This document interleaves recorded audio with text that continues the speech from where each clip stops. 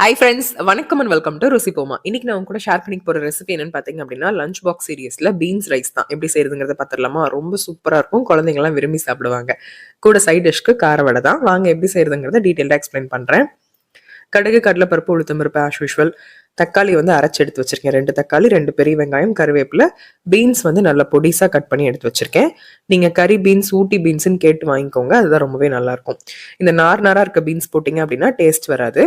இது எப்படி அரைச்சங்கிறதையும் நான் சொல்லிடுறேன். வேர்க்கடலை 3 ஸ்பூன் எடுத்துக்கோங்க. ஒரு இனுக்கு கருவேப்பிலை, 3 பல்லு பூண்டு. இது கூடவே பார்த்தீங்க அப்படின்னா, நீங்கள் எந்த அளவுக்கு வேர்க்கடலை எடுக்கிறீங்களோ அதே அளவுக்கு தேங்காய் எடுத்துக்கோங்க.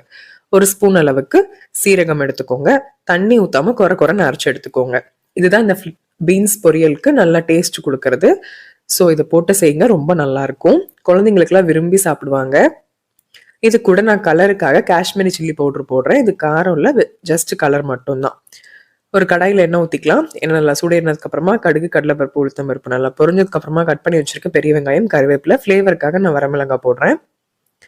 நல்லா வதக்கி விட்டுருங்க. லைட்டாக வதங்கினாலே போதும். இந்த டைமில் மஞ்சள் தூள், தேவையான அளவுக்கு உப்பு போட்டுக்கோங்க. நீங்கள் இதில் பீன்ஸ் கூட கேரட்டும் போட்டு செய்யலாம், உருளைக்கிழங்கும் போட்டு செய்யலாம், ரொம்ப நல்லாயிருக்கும். பட் பீன்ஸ் மட்டும் போட்டு செய்யும்போது ரொம்ப டேஸ்ட்டாக இருக்கும். கண்டிப்பாக ட்ரை பண்ணி பாருங்கள். தக்காளி வதங்கிறதுக்காக உப்பு போட்டுக்கலாம். தேவையான அளவுக்கு வரமிளகாத்தூள், மல்லித்தூள், சீரகத்தூள், கரம் மசாலா, இவ்வளோதான். நல்லா மிக்ஸ் பண்ணி விட்டுருங்க. தக்காளியில் இருக்க ஈரப்பதம் போனதுக்கு அப்புறமா கட் பண்ணி வச்சிருக்க பீன்ஸ் போட்டுக்கலாம்.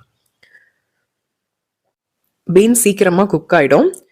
நீங்கள் பீன்ஸ் கூட கேரட் போட்டுக்கோங்க, ரொம்பவே நல்லாயிருக்கும். பட் வெறும் பீன்ஸ் போட்டு செய்யும்போது ரொம்ப ஃப்ளேவர்ஃபுல்லாக இருக்கும். மசாலா எல்லாமே பீன்ஸில் நல்லா கோட் ஆகிடுச்சு.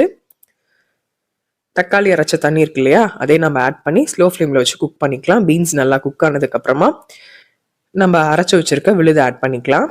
இது நல்லா ஃப்ளேவர்ஃபுல்லாக இருக்கும். கண்டிப்பாக ட்ரை பண்ணி பாருங்கள். நல்லா மிக்ஸ் பண்ணதுக்கப்புறமா சாதத்தை ஆற வச்சு வச்சுருக்கேன். அதை போட்டு கிளறி எடுத்துக்கலாம். கை நிறைய கொத்தமல்லி இலை தூவிருங்க.